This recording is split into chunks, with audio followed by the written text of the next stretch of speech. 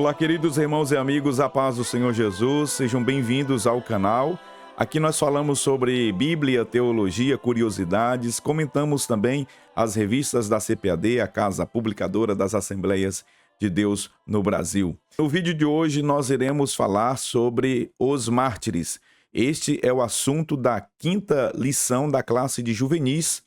Estamos estudando todas as semanas aqui com esta classe o livro do Apocalipse. Algumas perguntas serão respondidas neste vídeo. Quem são os mártires da grande tribulação que aparecem no livro do Apocalipse?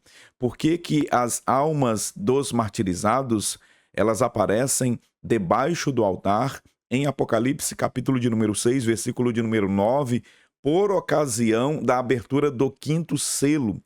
O Espírito Santo estará atuando aqui na terra e daí surge uma outra pergunta: haverá salvação no período tribulacional? Permaneça comigo até o final deste vídeo. Eu sou o pastor Epaminondas Fonseca e estamos aqui semanalmente nesta jornada com você. Se você não é inscrito no canal, se inscreva, aproveite este momento e faça a sua inscrição. Ative o sininho de notificações, você será notificado com uma mensagem todas as vezes que um novo vídeo for publicado aqui no canal. Curta este vídeo e compartilhe muito nos grupos de WhatsApp da sua família, da sua congregação, especialmente nos grupos de professores de escola bíblica dominical. Vamos para a aula de hoje. O texto bíblico base para a lição de hoje está em Apocalipse, capítulo de número 6 e o versículo de número 9. Acompanhe aí no seu visor. E havendo aberto o quinto selo, vi debaixo do altar as almas dos que foram mortos por amor da palavra de Deus e por amor do testemunho que deram.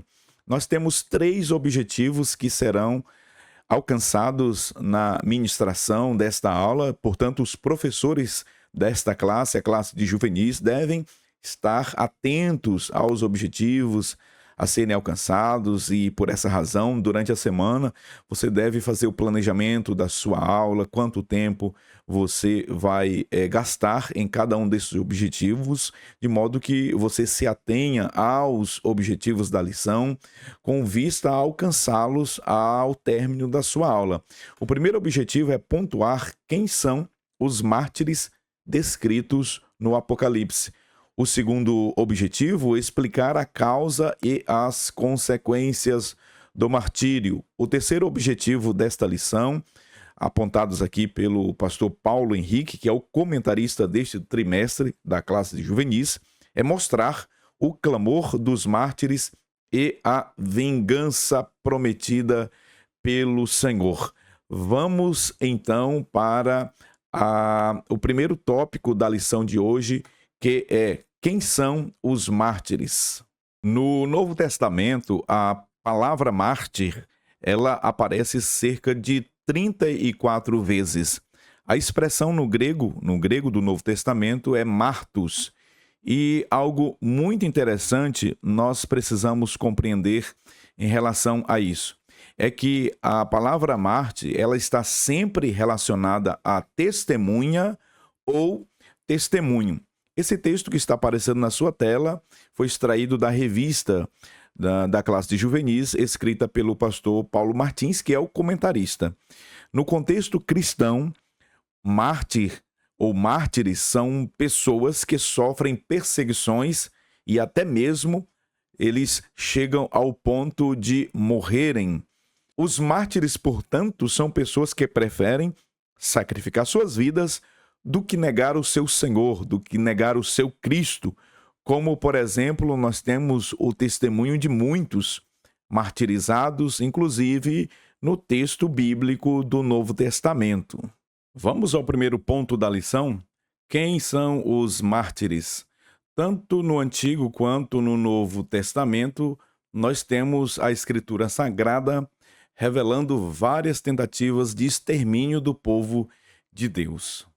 Nós podemos encontrar uma lista de sofrimentos que os servos e as servas de Deus enfrentaram tão somente por praticarem a sua fé.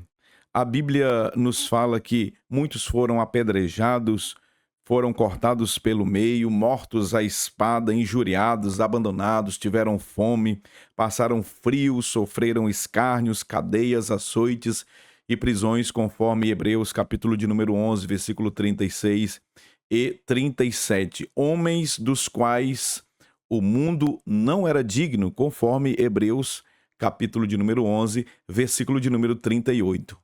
O comentarista elenca pelo menos 10 ocasiões em que o povo de Deus sofreu tentativas de extermínios, martírios que foram submetidos na tentativa de eliminar o povo de Israel. Veja, no Egito, pelos decretos de Faraó, os hebreus, eles foram perseguidos, as crianças, ainda em fase de amamentação, muitas foram mortas. No Império Persa, a ousadia maligna de Haman ao tentar, por meio de um decreto real, exterminar todos os judeus. Entretanto, naquela ocasião, Deus usou poderosamente uma mulher chamada Esther, que deu livramento ao povo de Deus. Guerras contra Israel não foram poucas, as tentativas de extermínio do povo de Israel por meio das muitas guerras, muitos povos inimigos do povo de Deus, os filisteus, midianitas, amonitas e tantos outros que intentaram guerras contra Israel. Tramas contra o Messias.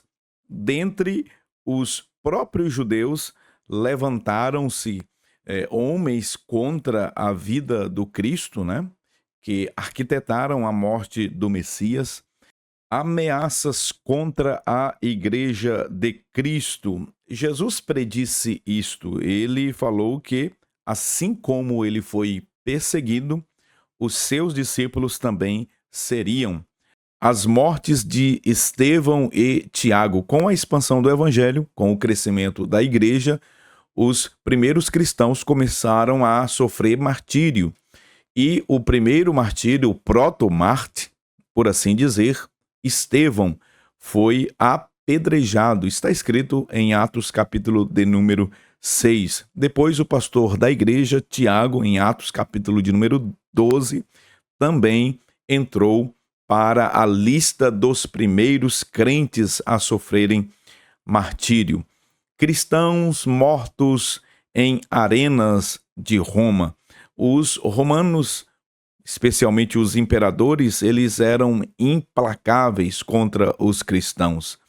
Eles se divertiam, inclusive, ao ver os nossos irmãos sendo devorados por leões, feras, nas arenas. Nós temos o depoimento da história que narra os cristãos sendo crucificados, sendo queimados, perseguidos terrivelmente pelos imperadores do Império Romano. O Holocausto, um dos momentos mais tenebrosos para o povo de Israel, foi a perseguição sofrida pelos judeus durante a Segunda Guerra Mundial, entre os anos de 1933 ao ano de 1945. O Império Nazista, o regime nazista, exterminou cerca de 6 milhões de judeus. A igreja perseguida na atualidade. Em vários países do mundo hoje, irmãos nossos estão sendo perseguidos, estão perdendo a sua liberdade de professar a sua crença, a sua fé, a sua religião, estão sendo mortos. Seus familiares estão sendo ameaçados. A igreja perseguida na atualidade. Em vários países do mundo, nós temos irmãos nossos hoje, na atualidade, sofrendo terríveis perseguições. Pregadores, missionários que estão sendo presos, perdendo sua liberdade, sendo maltratados, perdendo suas posses, famílias ameaçadas e estão sendo martirizados, mortos por causa da sua fé, por causa da sua crença. Aproveite este momento da aula, professor de escola bíblica dominical, para orar com seus alunos em prol da igreja perseguida em muitos países no mundo afora. Quem são os mártires da grande tribulação? Quem são os mártires do livro do Apocalipse? Bom, esta pergunta ela é melhor respondida quando nós temos uma visão panorâmica do esquema pré-tribulacionista de interpretação das profecias. Eu quero mostrar a você agora como que esse esquema ele é apresentado pelo método hermenêutico dispensacionalista, que é o método que utilizamos para a interpretação das profecias. O esquema pré-tribulacionista nos apresenta o arrebatamento da igreja ocorrendo antes dos 7 anos da grande tribulação. Reconhecemos que há outras posições teológicas, escatológicas, sobre quando acontecerá o arrebatamento da igreja. Nós temos o sistema mesotribulacionista, que apresenta o arrebatamento da igreja acontecendo no meio do período tribulacional. Também o esquema pós-tribulacionista, que coloca o arrebatamento depois da grande tribulação. Entretanto, nós iremos apresentar a nossa perspectiva escatológica sobre quando acontecerá o arrebatamento, claro, conforme a nossa declaração de fé, a declaração de fé das Assembleias de Deus no Brasil. Jesus ele fez uma promessa à sua igreja. Ele prometeu que voltaria outra vez para levar a sua igreja para a casa do Pai. Isto está lá no Evangelho do Senhor Jesus por João, no capítulo de número 14, versículo 1 até o versículo de número 3. E também Apocalipse, capítulo 3, versículo de número 10, a promessa de guardar a igreja fora da hora da provação, da tentação, da tribulação. A igreja será guardada fora da tribulação. Ela não estará aqui quando os eventos da grande tribulação começarem a acontecer. Outro ponto muito importante é sabermos distinguir arrebatamento da segunda vinda. A escola pré-tribulacionista nos apresentam uma distinção clara entre o arrebatamento da igreja e a manifestação de Cristo em glória, a segunda vinda propriamente dita. Estes são eventos relacionados, entretanto, nós consideramos eles eventos distintos. O arrebatamento ele é iminente, pode acontecer brevemente, está próximo de acontecer ou a qualquer momento, enquanto que a manifestação de Cristo, visivelmente, gloriosamente, não é iminente, é um evento que acontecerá após os 7 anos da grande tribulação. Portanto, entender esta distinção entre estes dois eventos nos faz melhor compreender quem são os mártires da grande tribulação. Esta linha do tempo que eu apresento para vocês nos fornece esta compreensão dos eventos que sucederão o arrebatamento da igreja. Nós estamos vivendo hoje a dispensação da graça, a dispensação da igreja, a dispensação do Espírito Santo. A igreja do Senhor Jesus, ela foi inaugurada em Atos dos Apóstolos, capítulo de número 2, quando o Espírito Santo desceu sobre a igreja de Cristo, em Atos capítulo 2, ali começou a dispensação da igreja, a dispensação da graça. Esta dispensação, a dispensação da igreja, a era da igreja, ela terminará com o rapto da igreja, com o arrebatamento da igreja. João capítulo de número 14, versículo 1 a 3, 1 Tessalonicenses capítulo 4, versículo 16 ao 18, primeira carta de Paulo aos Coríntios, capítulo 15, versículo 51 até o 57, Apocalipse capítulo 3, versículo de número 10 e tantas outras referências que apresentam o arrebatamento da igreja pré-tribulacional. Depois do arrebatamento da igreja, nós temos o período de 7 anos da grande tribulação, ou da tribulação, o período tribulacional.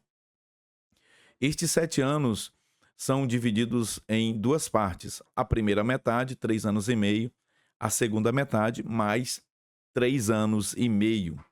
Este é o período que nós chamamos de período tribulacional. A grande tribulação propriamente dita são os 3 anos e meio derradeiros, né? Nós chamamos de grande tribulação propriamente dita. Os mártires da tribulação, os mártires do Apocalipse, são aqueles que morrerão neste período de 7 anos. A expressão santos encontrada no Apocalipse e também neste período, no período da tribulação, fala sobre indivíduos que se tornarão crentes durante a tribulação de 7 anos após o arrebatamento da igreja. Observe que aparece a expressão santos neste período e esta expressão é aplicada aos crentes, aos servos de Deus, ao povo de Deus, aqueles que receberão a mensagem de Jesus, aqueles que aceitarão a Cristo como seu Senhor e como seu Salvador, e, portanto, eles serão testemunhas de Jesus e de sua palavra durante este período. Após os 7 anos, Jesus voltará agora pessoalmente, gloriosamente, visivelmente, conforme Apocalipse capítulo 1, versículo de número 7, para dar fim à grande tribulação, para também implantar o reino milenial aqui na Terra. E algo interessante é que os mártires do período da tribulação, eles serão ressuscitados na vinda do Senhor em glória, conforme Apocalipse capítulo de número 20, versículo de número 4. Observe que esta ressurreição aqui em Apocalipse 24 é a ressurreição dos mártires do período da tribulação. Os irmãos que morreram em Cristo antes da grande tribulação serão ressuscitados no arrebatamento da igreja. Portanto, os mártires da grande tribulação são aqueles que se converterão a Cristo, aqueles que se entregarão ao Senhor durante este período e morrerão por causa da sua fé. Entendemos que após o arrebatamento da igreja, milhares de desviados, pessoas que congregavam, que deixaram a congregação, essas pessoas, elas procurarão o Senhor, elas se voltarão a Cristo, arrependidas dos seus pecados, e se converterão a Cristo. Nós precisamos também colocar neste grupo de martirizados os crentes judeus. Uma quantidade de judeus se converterão a Cristo neste período, de forma que nós não podemos numerar a quantidade de judeus que receberão o Senhor Jesus. Na próxima lição, na lição de número 6, iremos tratar sobre os 144 mil. Quem são os 144 mil de Apocalipse capítulo de número 7? Nós vamos perceber que são um grupo de judeus que serão selados e, no nosso entender, serão agentes de Deus que pregarão o evangelho do reino. No capítulo de número 7 do livro do Apocalipse, no versículo de número 13, um dos anciãos tomou a palavra dizendo: estes que se vestem de vestiduras brancas, quem são? De onde vieram? Então João respondeu: meu Senhor, tu sabes. Então aquele ancião respondeu dizendo: são estes os que vêm da grande tribulação, lavaram suas vestiduras e as alvejaram no sangue do Cordeiro.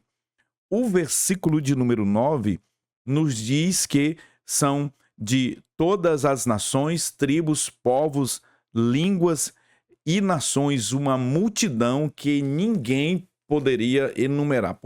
Perceba, portanto, que se trata de uma quantidade muito grande de pessoas que se converterão a Cristo. Nós teremos o maior movimento evangelístico já registrado na história da humanidade. Uma grande colheita de almas acontecerá durante o período da grande tribulação. Estes que se entregarão a Cristo se converterão, portanto, rejeitarão a marca da besta, rejeitarão o anticristo, não irão adorar ao anticristo, ao falso profeta, ao dragão e todo o sistema anticristão que será implantado aqui durante este período. E é por esta razão que eles serão terrivelmente perseguidos e martirizados, mas eles certamente irão para o céu, irão para o estado intermediário, para debaixo do altar, onde aguardarão a ressurreição que acontecerá no final da grande tribulação, por ocasião da segunda vinda do Senhor Jesus em glória. Ainda dentro do sistema hermenêutico dispensacionalista, nós entendemos que há uma distinção clara entre igreja e Israel. Deus tem um plano para a igreja e Deus tem um plano para Israel. A igreja não substituiu Israel. Deus voltará a tratar com Israel no período da grande tribulação. E é isso que o comentarista aborda aqui ainda neste primeiro tópico, citando Romanos capítulo 11, versículo 25. Acompanhem a leitura que diz assim: porque não quero, irmãos, que vocês ignorem este mistério, para que não fiquem pensando que são sábios. Veio o endurecimento em parte a Israel, até que tenha entrado a plenitude dos gentios, e assim todo Israel será salvo, como está escrito: o libertador virá de Sião e afastará de Jacó as impiedades. Veja que neste período em que uma grande quantidade de gentios, de judeus, se entregarão a Cristo, irão se converter a Cristo Jesus, será, claro, em consequência a um grande movimento que será desencadeado aqui neste período. Um grande avivamento, um movimento evangelístico neste período estará acontecendo aqui na terra. Alguns agentes de Deus estarão aqui pregando o evangelho do reino. Mateus capítulo 24, e o versículo de número 15, o Senhor Jesus disse: quando este evangelho do reino for pregado a testemunho de todas as nações, então virá o fim. Os agentes pregadores do evangelho do reino, nós podemos aqui citar alguns. Por exemplo, os 144 mil, Apocalipse capítulo 7, capítulo de número 14. Nós temos os próprios recém-convertidos que se entregarão a Cristo. Eles testemunharão da palavra, eles testemunharão de Jesus. Aliás, é por esta razão, conforme nós já falamos aqui, serão eles martirizados. Apocalipse capítulo 6, versículo 9, que é o texto áureo desta lição, nos diz que quando o quinto selo foi aberto, João viu debaixo do altar as almas daqueles que foram mortos por causa do testemunho da palavra e o testemunho de Jesus. Em Apocalipse 17, João viu a Babilônia espiritual, aquela mulher que estava montada na besta, embriagada com o sangue dos santos, com o sangue daqueles que serão martirizados, que serão mortos. Neste período, Deus voltará a sua atenção para Israel. A igreja não mais estará aqui na terra. E dessa forma, Deus voltará a tratar com o povo de Israel, com a nação de Israel. Multidões se converterão a Cristo. O anticristo, evidentemente, não aceitará a adoração a outro Deus e começará a perseguir, a matar todos os cristãos que professarem a sua fé em Jesus aqui durante este período. Será um verdadeiro banho de sangue, um derramamento de sangue tremendo, sem precedentes na história.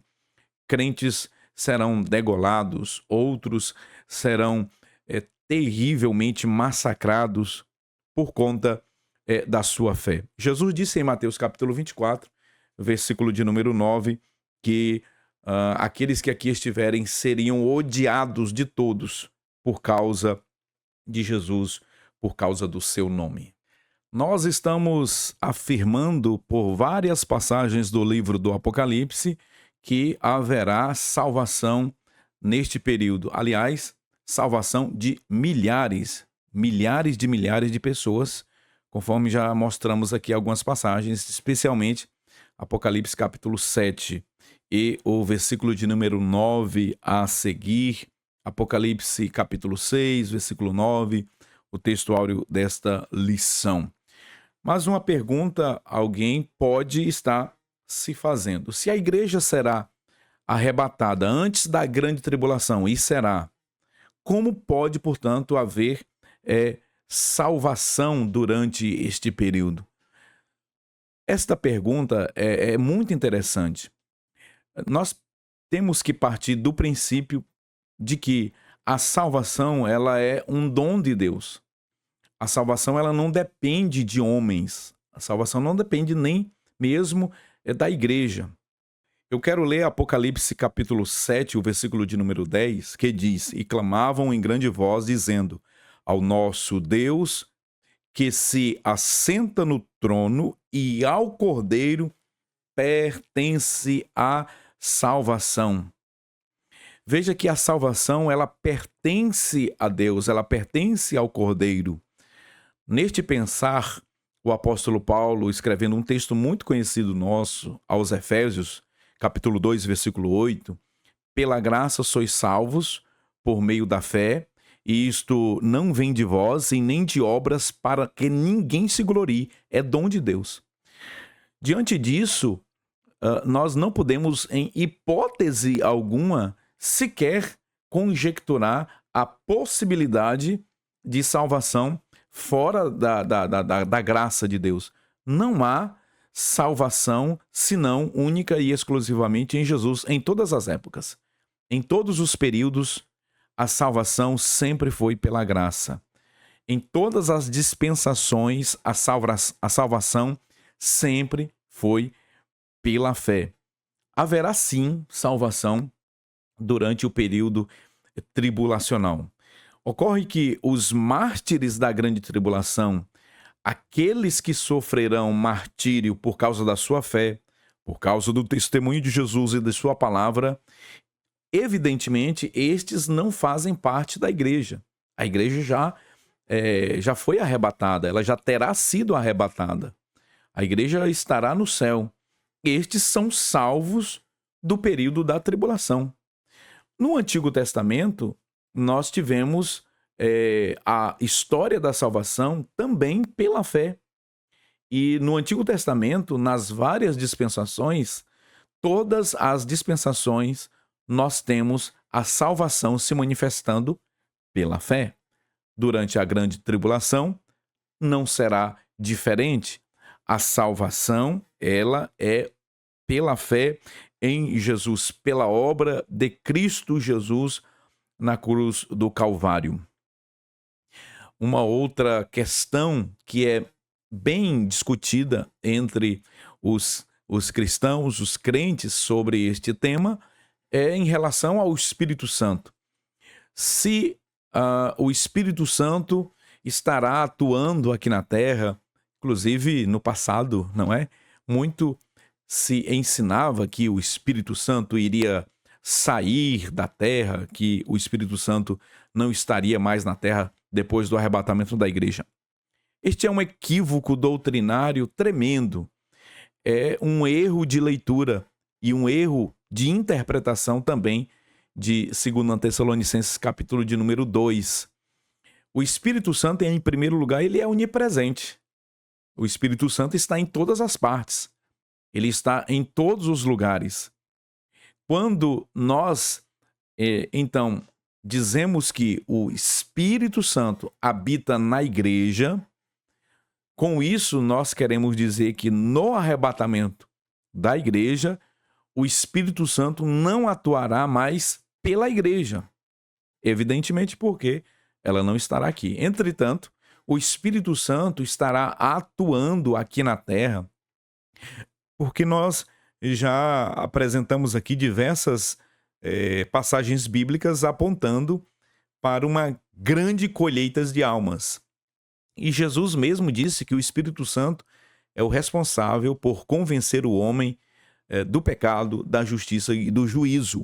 O Espírito Santo, portanto, estará aqui na terra, atuando no convencimento dos pecadores. O Espírito Santo estará aqui fortalecendo as pessoas que aqui estiverem durante este período tão terrível da história da humanidade. O comentarista também nos apresenta as causas do martírio. E as causas basicamente apresentadas são duas. Primeiro, amor à palavra de Deus e também o testemunho de Jesus Cristo.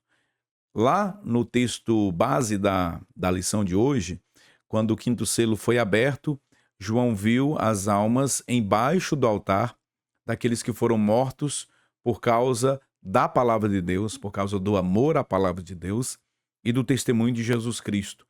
A palavra de Deus, neste período, ela será buscada também.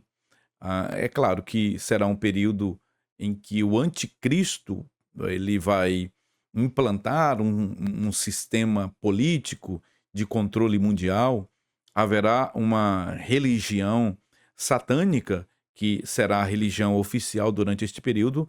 Entretanto, apesar de tudo isto, haverá também uma busca incansável pela palavra de Deus, pela leitura da palavra do Senhor nosso Deus.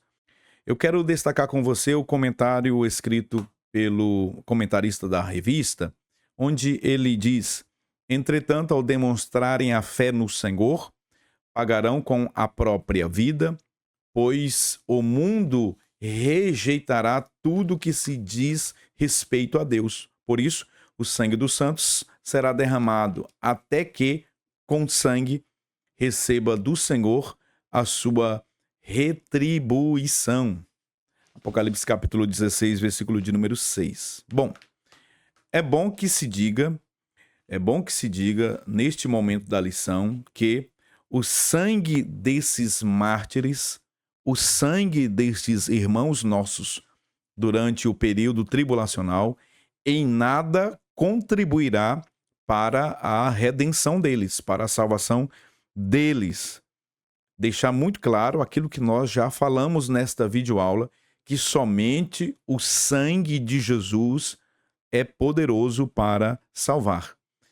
Equivocadamente, algumas pessoas caem no erro, de dizer que essas pessoas serão salvas porque elas vão derramar o seu próprio sangue. Ou seja, a salvação será a partir do derramar dos seus próprios sangues. Isso não é verdade. Aliás, isso é uma heresia. O sangue dessas pessoas serão derramados por causa da fé delas em Jesus. Ou seja, elas já estarão salvas, já serão pessoas convertidas, já têm os seus nomes escritos no livro da vida. O que ocorre aqui é que por conta da sua fé, por conta do seu testemunho e do amor à palavra de Deus, sofrerão martírio. Mas não é o sangue deles que vai salvá-los, que vai purificá-los. Muito pelo contrário. Somente o sangue de Jesus é capaz de purificar, de perdoar os pecados. Veja a resposta de um dos anciãos a João, quando questionado quem são estes, de onde vieram, ou seja, os mártires da tribulação. Ele respondeu: são estes os que vêm da grande tribulação, lavaram as suas vestiduras e as alvejaram onde? No sangue do Cordeiro. Vamos concluir esta lição. O terceiro ponto apresentado aqui na nossa revista fala sobre as consequências do martírio. E aí, dois assuntos são tratados aqui. Primeiro, o clamor e depois, consolo e descanso para os mártires. A passagem de Apocalipse, capítulo 6, versículo 9, que é o texto base desta lição de hoje, e nós já fizemos menção desta passagem aqui algumas vezes, é a abertura do quinto selo, né? Dos 7 selos, o quinto selo, quando ele é aberto pelo Cordeiro, João viu as almas dos mártires, dos salvos do período da tribulação, debaixo do altar. Estas almas estavam debaixo do altar. João viu as almas debaixo do altar e elas clamavam em alta voz. Esta passagem, ela possivelmente nos aponta para o Antigo Testamento. Nós estamos falando de um texto apocalíptico que tem relação íntima com os textos do Antigo Testamento. Nos parece que João, ele, ao descrever esta cena que ele vê ali no céu, ele tem em mente exatamente o que acontecia nos sacrifícios diante do altar. Êxodo capítulo de número 29, versículo 12, diz a palavra de Deus: depois pegue o sangue do novilho e com o dedo ponha-o sobre os chifres do altar.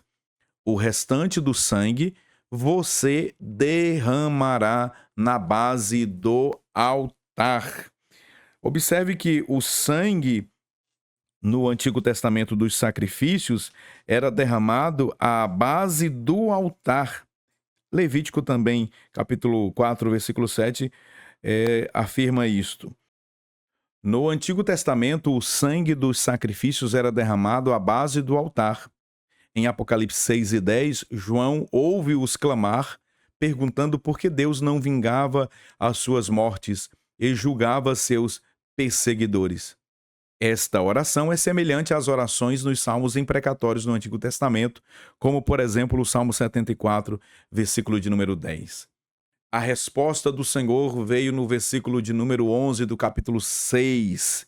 Eles deveriam esperar mais um pouco do tempo até se completar o número de outros irmãos que seriam também mortos e estariam com eles ali, aguardando a ressurreição.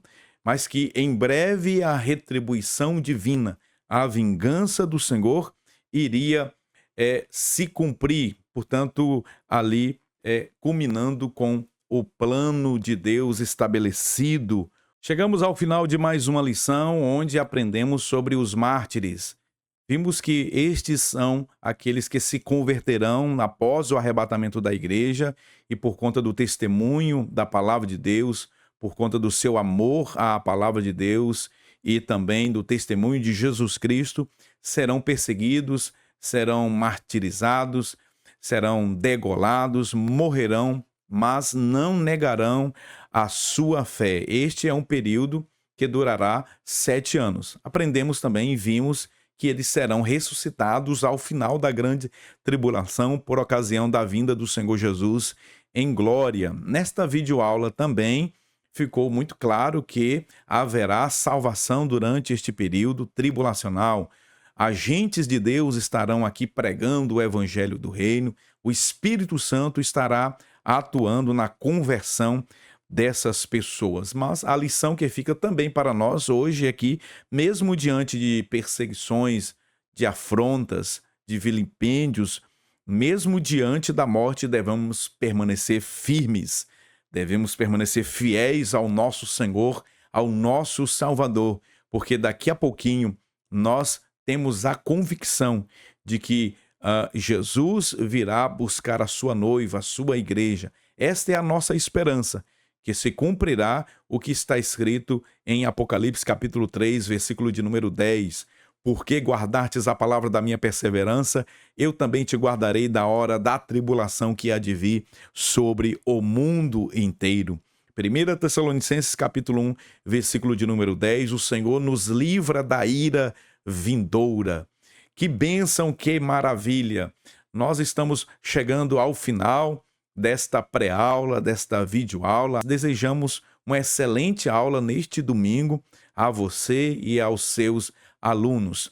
Aproveite neste momento, se você não é inscrito no canal, se inscreva no canal, Você pode compartilhar o link dessa programação, curtir este vídeo. Fazendo assim, você estará nos ajudando a falar a palavra de Deus. Eu espero por você na próxima semana, na próxima videoaula, onde nós iremos falar sobre os 144 mil judeus selados das 12 tribos de Israel. Até lá, Deus te abençoe.